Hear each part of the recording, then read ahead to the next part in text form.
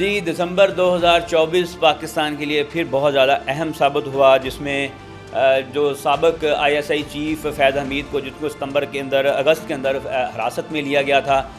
ان کو charge sheet کیا گیا اور ان کے اوپر جو الزامات تھے وہ درست ثابت ہوئے۔ اور اس کے علاوہ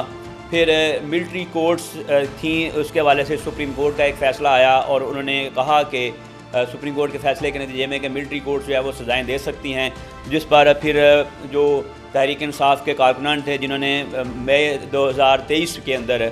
توڑ پھوڑ کی تھی اور آرمی کی تنصیبات پر حملے کیے تھے، ان کو پھر وہ چارج شیٹ کیا گیا، ان کو سزائیں سنائی گئیں، 2 سال سے لے کے 10 سال تک ان کو سزائیں سنائی گئیں۔ اور 85 کے قریب جو تحریک انصاف کے